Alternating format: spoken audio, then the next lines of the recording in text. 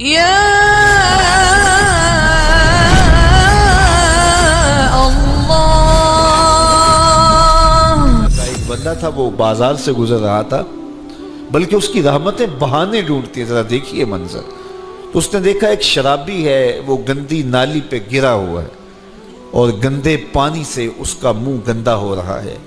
انسان کے احترام کے ناطے دل میں ترس جاگا اور اس کو وہاں گندی نالی سے اٹھایا اور اس کا منہ دھویا اور گھر کا رستہ دکھایا۔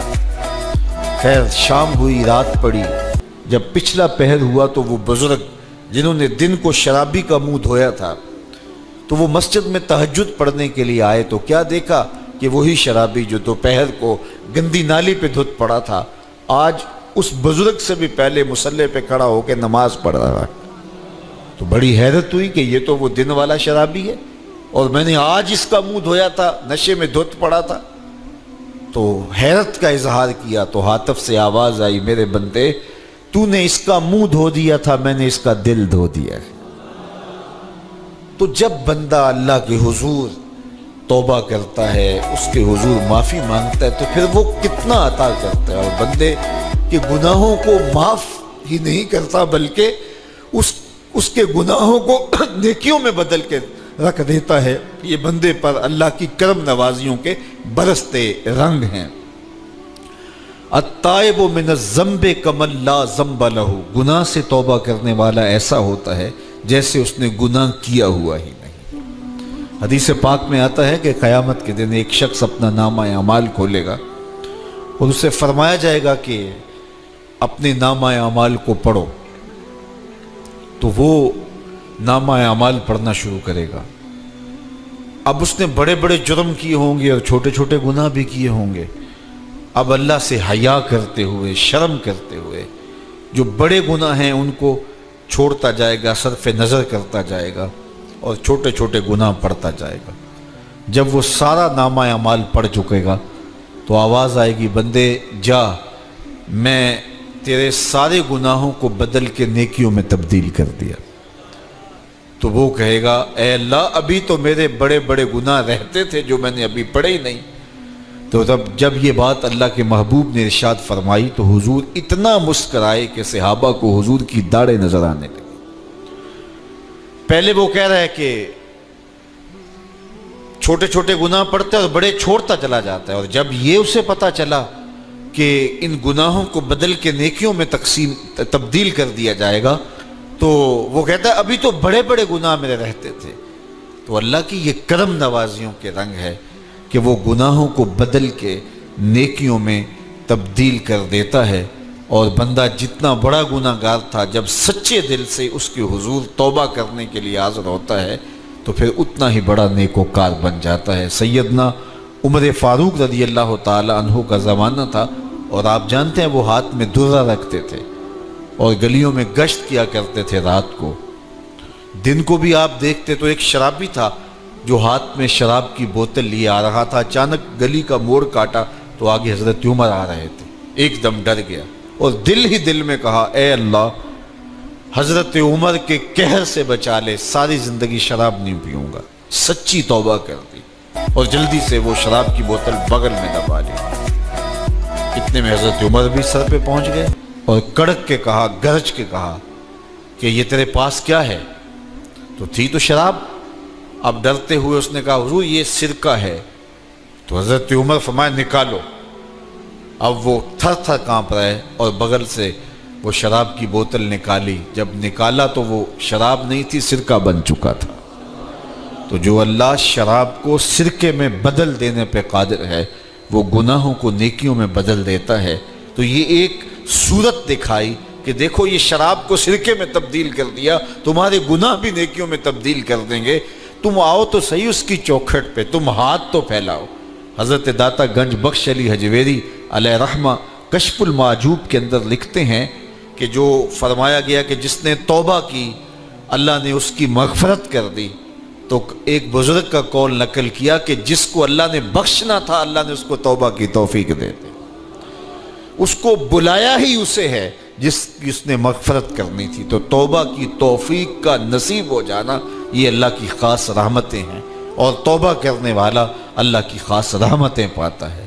توبہ کرنے والا جب اس کے حضور حاضر ہوتا ہے تو اللہ تعالیٰ اس پہ بہت خوش ہوتا ہے۔ اللہ کے محبوب علیہ السلام نے باقاعدہ ایک مثال سے یہ حقیقت سمجھائی کہ توبہ کرنے والے کے لیے اللہ کی خوشی کا عالم کیا ہوتا ہے، اللہ کیسے خوش ہوتا ہے توبہ کرنے والے پر۔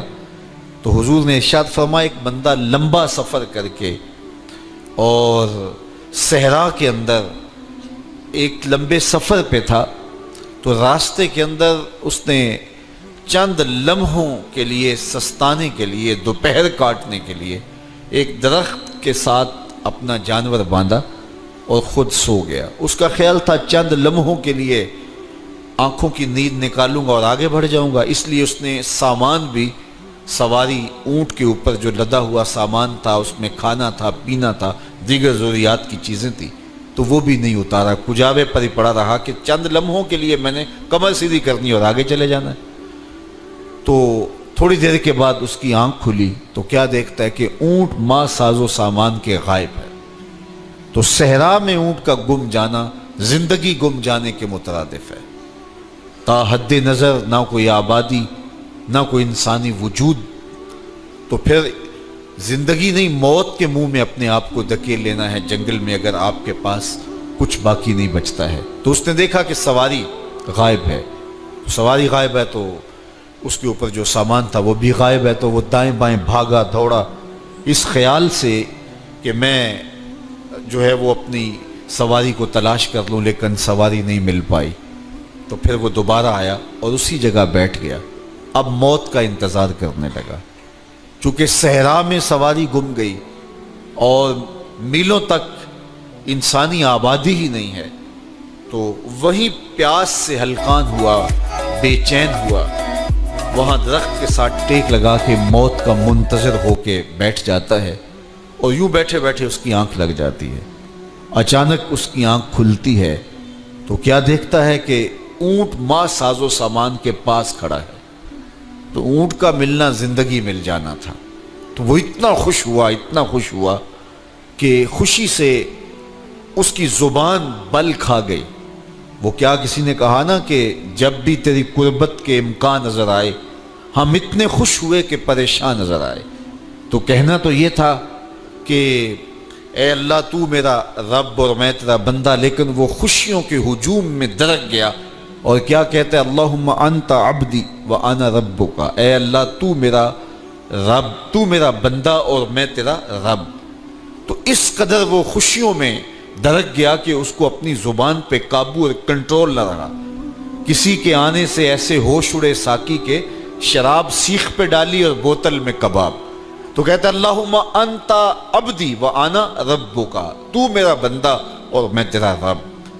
تو یہ اس کی زبان قابو میں نہ رہی اور وہ بل کھا گیا، خوشیوں کا ہجوم ایسا ہوا۔ تو اللہ کے محبوب نے یہ مثال بیان کرنے کے بعد ارشاد کیا، مجھے بتاؤ اس بندے کو کتنی خوشی ہوئی کہ زبان پہ قابو نہیں، جذبات پہ کنٹرول نہیں، کہنا کچھ ہے بول کچھ رہا ہے۔ تو صحابہ نے عرض کی حضور بہت خوشی ہے۔ تو فرمایا جس طرح یہ بندہ اونٹ کے ملنے پر واپس آنے پہ خوش ہوا، حتیٰ کہ خوشیوں کے ہجوم میں اس کی زبان بھی قابو میں نہیں رہی، یہ بتا رہا ہے خوشیوں کے وفور کا عالم اور مسرتوں اور جو ہے وہ خوشیوں کی کثرت کا عالم بتا رہا ہے۔ تو فرمایا یہ بڑا خوش ہوا جب کوئی بندہ پلٹ کے مالک کی دہلیز پہ آتا ہے، اللہ اس سے بھی زیادہ خوش ہوتا ہے کہ میرا بندہ میری چوکھٹ پہ آ گیا۔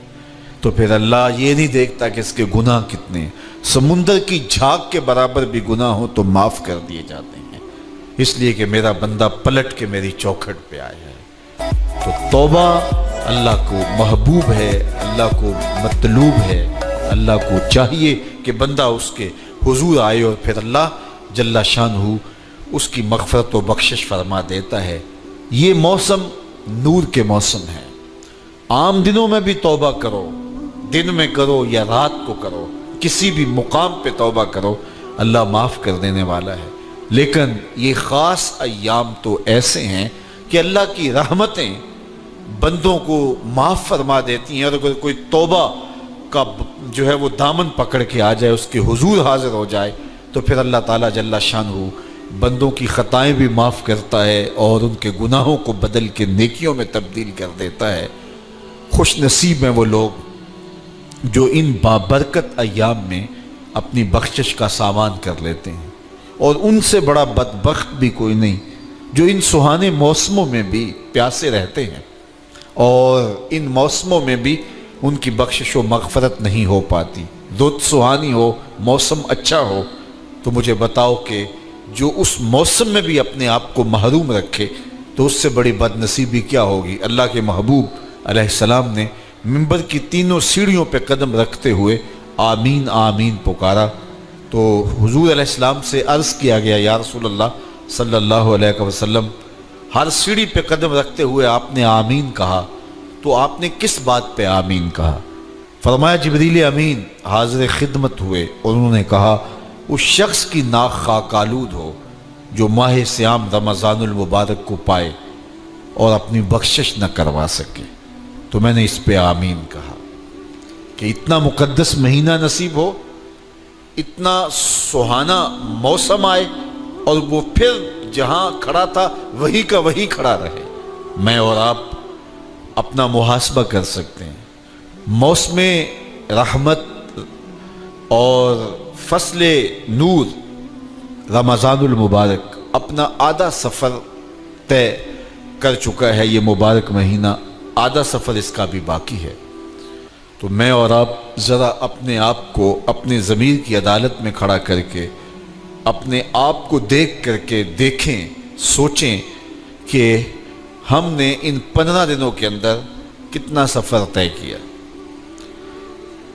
29-30 شعبان کو ہم جہاں کھڑے تھے، کیا ہم آج بھی وہیں کھڑے ہیں یا ہمارا کچھ سفر بہتری کا ہوا ہے؟ اور اگر ہم وہیں کے وہیں کھڑے ہیں تو پھر ابھی وقت ہے ہم بقیہ 15 دنوں میں اللہ کی رضا جوئی کے لیے کوشاں ہو جائیں، ورنہ کتنی بڑی وعید ہے۔ جبریل دعا کر رہے ہیں اور اس پہ حضور آمین کہہ کے مہر لگا رہے ہیں، اس شخص کی ناک خاک آلود ہو جو ماہ صیام کو پائے اور اپنی بخشش نہ کروا سکے۔ مجھے اور آپ کو پتہ ہے کہ ہم کہاں کھڑے ہیں۔ بل الانسان علی نفسہ بصیرہ ولو القی معاذیرہ، انسان خود اپنے آپ کو جانتا ہے کہ میں کہاں کھڑا ہوں، وہ اپنے آپ کو خود دیکھتا ہے۔ ایک تو فیصلہ قیامت کے دن ہوگا، نامہ اعمال تولے جائیں گے اور نامہ اعمال کے تلنے کے بعد پتہ چلے گا نیکیاں کتنی ہیں اور برائیاں کتنی ہیں۔ لیکن ایک ہم اپنے ضمیر کے اندر ترازو گاڑ کر کے اپنے عمل تول سکتے ہیں اور ہمیں پتہ ہے ہم نے نیکیاں کتنی کی، ہمیں پتہ ہے ہم نے برائیاں کتنی کی۔ جو نیکیاں کی ان میں اللہ کی رضا کے لیے کتنی کی، لوگوں کے دکھاوے کے لیے کیا کیا، خواہش نفس کے لیے کیا کیا، لوگ اس کو نیکی سمجھتے رہے لیکن ہم تو سمجھتے ہیں وہ نیکی ہے کہ نہیں ہے۔ اس طرح جو برائیاں کی وہ تو برائیاں ہیں۔